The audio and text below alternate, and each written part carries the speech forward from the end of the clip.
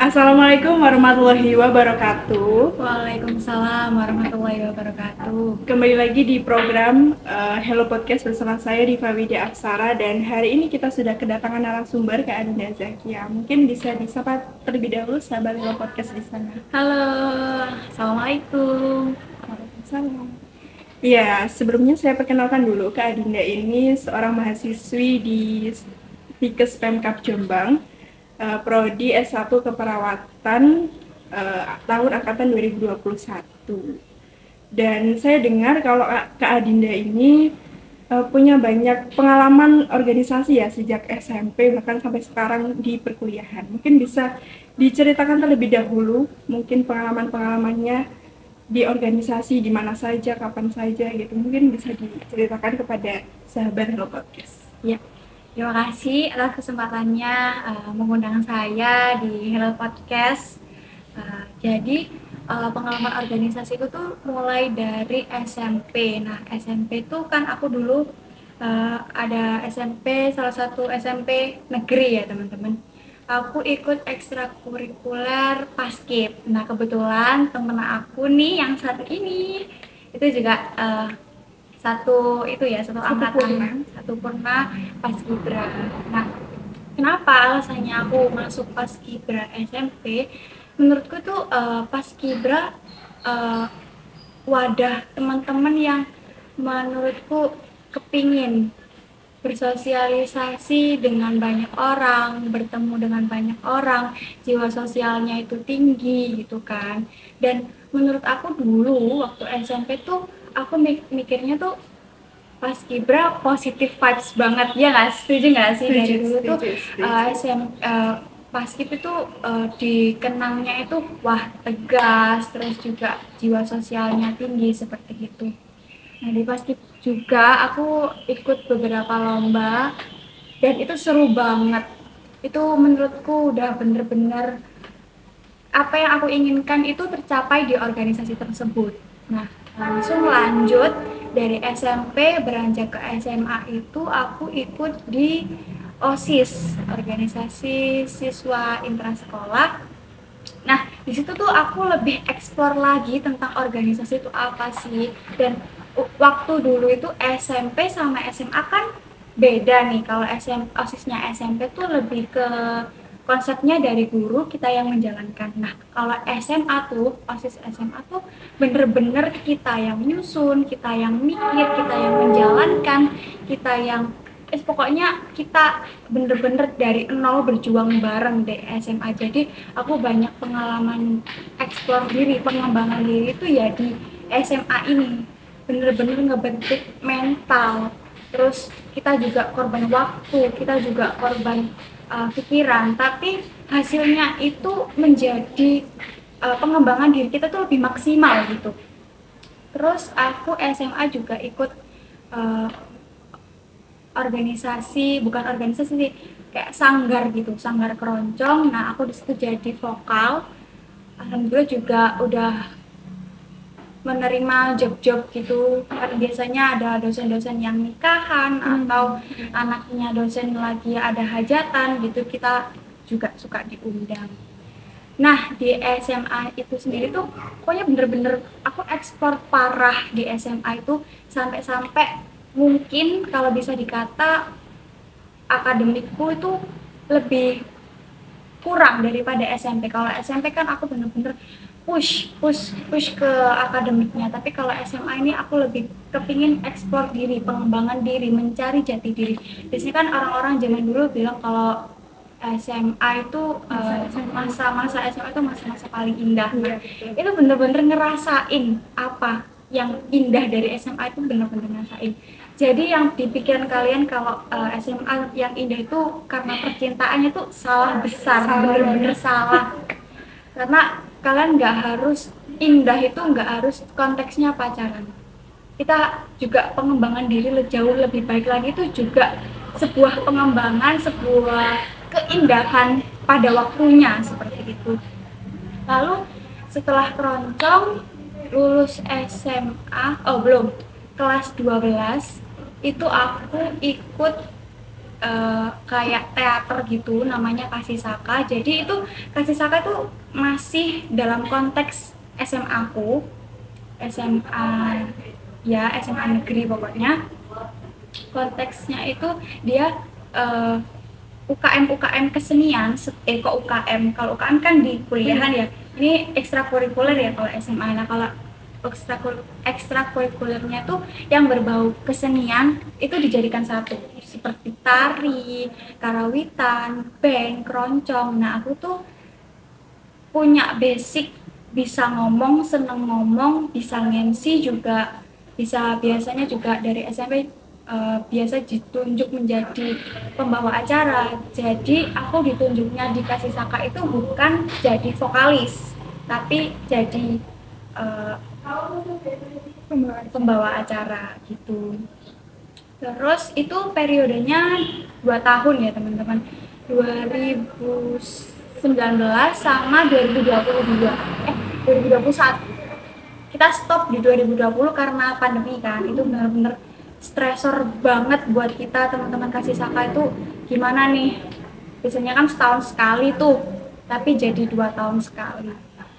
Terus aku keluar dari SMA juga sempat ikut berkasih, yaitu kayak pentas seni bareng-bareng sama anak ABK, anak berkebutuhan khusus.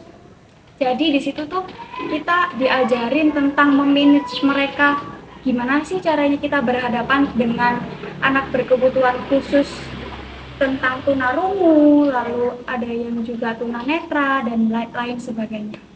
Itu bener-bener melatih kesabaran, melatih mental yang bener-bener belum aku dapatkan dari SMP maupun SMA. Di situ tuh kebuka hati nurani kita buat eksplor lagi. Oh ternyata di dunia ini tuh tidak hanya orang-orang yang uh, di dunia ini tuh banyak orang yang memiliki kekurangan tapi menjadikan itu sebuah kelebihan seperti itu. Lalu setelah itu aku juga ikut Forum Anak Jombang. Nah itu Forum Anak Jombang itu waktu aku kelas 11. Nah itu aku ditunjuk sama kayak delegasi OSIS gitu. Aku ikut, lalu ikut Duta Anak 2019. Lalu terpilih menjadi Duta Anak bidang perlindungannya. Masuk deh ke Forum Anak Jombang. Nah itu juga explore bagaimana kita memanage tentang anak-anak, kita berkomunikasi dengan anak-anak itu seperti apa, mendalami anak-anak itu yang bagaimana ciri-ciri anak-anak, bagaimana kita mengklasifikasikan anak-anak itu yang seperti apa gitu. Kita juga harus mendengarkan aspirasi anak, biar kita nggak hanya mendengar orang-orang yang dewasa aja terus aspirasinya bisa didengar gitu, tapi anak-anak juga memiliki aspirasi seperti itu. Di Forum Anak Jombang aku tergabung 2 tahun, sekarang sudah menjadi kayak fasilitator seperti itu. Langsung lanjut ke kuliahan, aku juga ikut organisasi jangan bosen-bosen, ini udah kayak organisasi itu sebuah kebutuhan rumah buat kedua aku. Rumah kedua, bener banget. Lalu di kuliahan itu aku ikut HIMA, Himpunan Mahasiswa Sarjana Keperawatan, dan di situ bener-bener wah ini yang paling menurutku berkesan banget sih dalam hidupku. Padahal baru 1 tahun ya? Iya baru 1 tahun. Aku juga di sini konteksnya masih junior, meskipun nggak ada senioritas sama sekali di HIMA Saka tuh nggak ada yang namanya kayak bentak-bentak, itu nggak ada, tapi orang-orangnya tuh bener-bener welcome gitu sama orang-orang baru yang basicnya belum ada organisasi.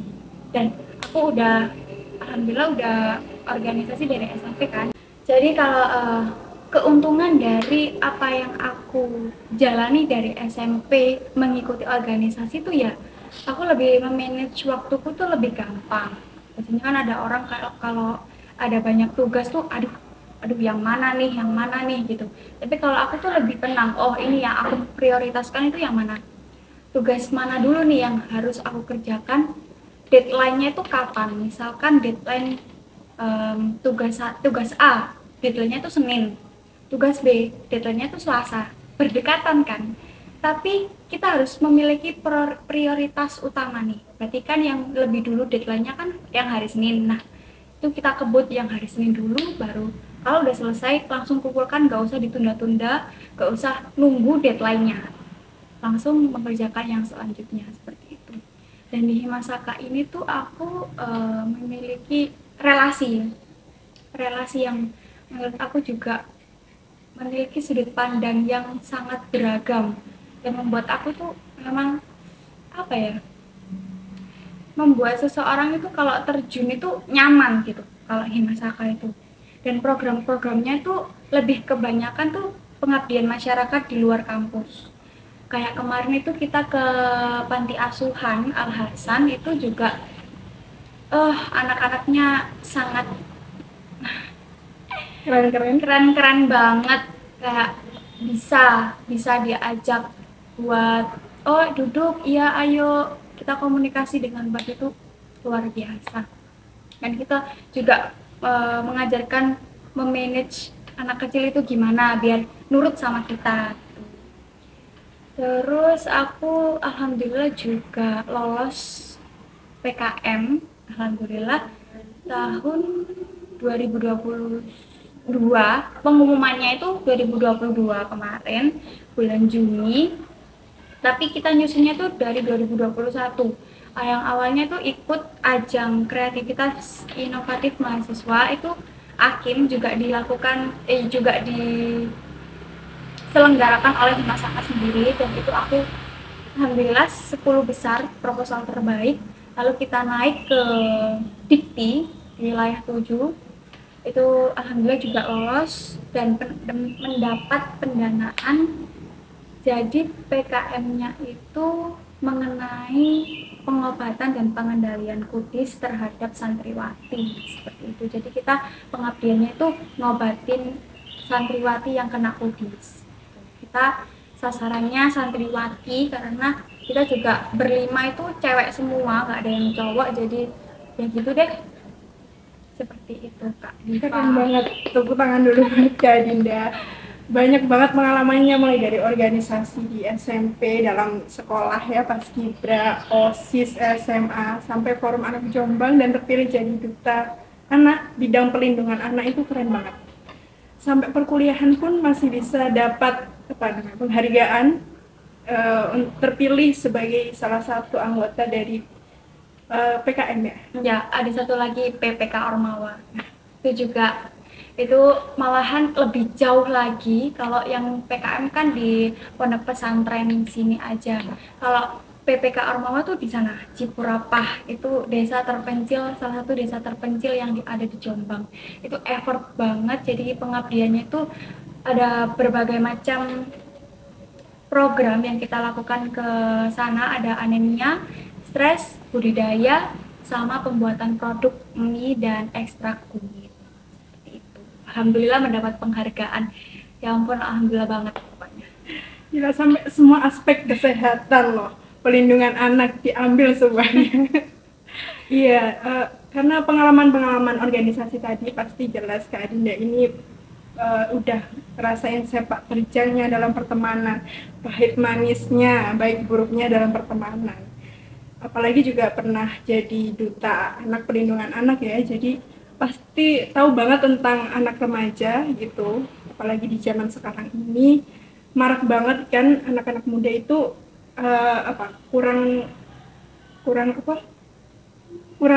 bisa memilah teman, ya betul. Mungkin dari Kak Dinda itu bisa kasih pembahasan tentang hubungan toksik dalam pertemanan di usia 12 sampai 20 tahun ya, anak remaja itu. Karena kan ya mungkin sahabat-sahabat Hello Podcast juga punya masalah dalam pertemanannya. Mungkin jawaban dari Kak Dinda bisa membantu permasalahan yang dihadapi teman-teman semua. Ya, yang pertama bener banget yang diomongin Kak Diva, itu bener-bener seleksi alam banget. Sebagai pertemanan tuh udah sewajarnya. Kita sering mendengar ya Kak, people come and go. Ya. Nah, itu bener-bener aku rasain dari SMP malahan. Dari SMP tuh udah aku ngerasain people come and go, dan gimana aku memanage hal tersebut gitu ya intinya. Jadi aku tuh tipe orang yang aku bisa berteman dengan siapapun, meskipun aku konteksnya di sini tuh agak nggak srek sama orang itu, dan aku bisa bilang untuk tidak berteman dengan orang lain. Nah, itu sih yang penting banget ya buat teman-teman remaja zaman sekarang, kan susah banget untuk bilang tidak ya kan, mungkin bahasa Jawanya tuh sungkan gitu. Aku bisa berteman, tapi aku juga bisa bilang tidak berteman. Maksudnya bilang tidak berteman itu bukan yang tidak berkomunikasi, tidak oh aku harus menjauhi kamu, enggak, bukan yang seperti itu. Yang menurutku yang bilang tidak itu, maksud aku tuh misalkan teman kamu nih ada yang nongkrong, terus kamu diajak untuk hal-hal yang negatif. Nah, itu kamu harus berani untuk bilang tidak, berani untuk menolak. Gak harus terus-terusan kamu mendengarkan orang lain, tapi hati kamu tuh nggak serak, gitu, menurut aku. Dan yang aku ketahui, circle itu dibagi dua, ada circle kreatif sama circle sosiopat. Nah, yang circle kreatif ini tuh orang-orang yang dimana konteksnya itu mereka berkumpul, mereka nongkrong, tapi membahas apa nih yang kita kerjakan selanjutnya, apa yang kita bentuk project selanjutnya, seperti itu. Dan orang-orang yang terbentuk dalam circle kreatif ini bisa saja membentuk perkembangan diri itu lebih baik, menuntun kita ke arah yang positif, lalu menjadikan kita, mendewasakan kita secara tidak langsung, karena konteksnya kan dari dulu kita dengar-dengar itu dewasa itu bukan dari usia dan tingkat pendidikan, seperti itu kan Kak Diva. Jadi aku percaya kalau circle yang kreatif ini lebih bisa mengantarkan dirimu ke positive vibes, seperti itu. Lalu yang kedua ada circle sosiopat, itu teman-teman yang suka nongkrong, suka hura-hura, yang nggak tahu tujuannya apa, pokoknya kumpul aja gitu. Mungkin ada kelebihan dan kekurangan dari circle sosiopat ini. Jadi kelebihannya itu mungkin solidaritas dari circle sosiopat ini lebih unggul daripada circle yang kreatif.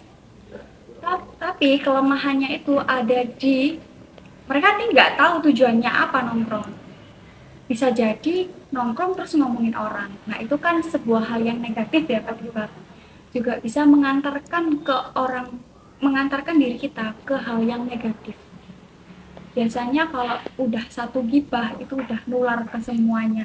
Nggak hanya satu orang, ini udah. Terus nanti kalau kamu misalkan di luar circle tersebut, bisa aja kamu yang membawa sisi negatif itu keluar dari circle itu. Makanya kenapa kita harus memanage diri kita buat mana sih circle yang baik untuk pengembangan diri, mana circle yang baik untuk mengantarkan kita kepada positive vibes sampai tipe. Oke. Seperti itu Kak Diva. Iya. Dari penjelasan Kak Dinda tadi mungkin banyak juga ya anak-anak zaman sekarang itu yang udah di salah satu circle nih, tapi baru sadar kok ternyata circle-nya itu nggak cocok. Nah, banyak juga yang seperti itu, terus jadi bingung mau keluarnya gimana. Pasti nanti kalau mau keluar dari circle itu pasti malah jadi bahan pembicaraan mereka gitu. Jadi malah dijauhin, nggak punya teman gitu. Kira-kira menurut Kak Adinda untuk teman-teman yang seperti itu bagaimana? Nah, ini pertanyaan yang bener-bener cocok banget buat teman-teman remaja yang di luar sana, buat sahabat Hello Podcast di luar sana tuh, karena aku yakin yang nonton ini pasti ada salah satu teman, maksudnya diri sendiri tuh gak cocok sama temen circle-nya gitu kan. Nah, yang pertama yang harus kamu lakukan adalah introspeksi diri.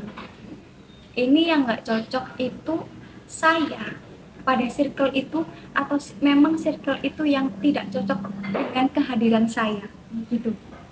Kalau misalkan diri kamu yang menurut kamu itu salah, coba diperbaiki lagi, arahkan ke hal yang positif. Kembali lagi ke manage diri kita sendiri.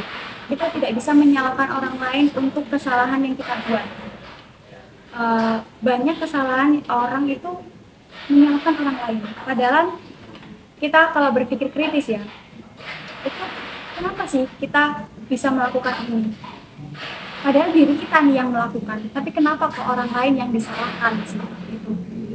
Lalu jika circle itu yang bermasalah dengan diri kamu, atau kamu tidak cocok dengan circle yang kamu miliki sekarang, balik tadi, jangan pernah sungkan untuk menolak, harus berani, karena di era sekarang kan gengsi-gengsian ya kak, itu menurutku enggak keren. Nggak ada keren-kerennya deh. Nggak ada kerennya kalau kamu lebih mengutamakan gengsi seperti itu. Lalu kepada pengembangan, tidak perlu dijauhi. Circle yang kamu tidak cocok itu nggak perlu dijauhi, tapi kita harus membatasi diri kita sendiri. Kita nggak boleh ngejudge. Itu mungkin pilihan mereka, karena menurut aku lingkungan yang toksik itu tidak berasa. Orang itu tidak berasa pada lingkungan toksik. Mereka akan sadar kalau sudah keluar. Dan itu pengalaman kayaknya.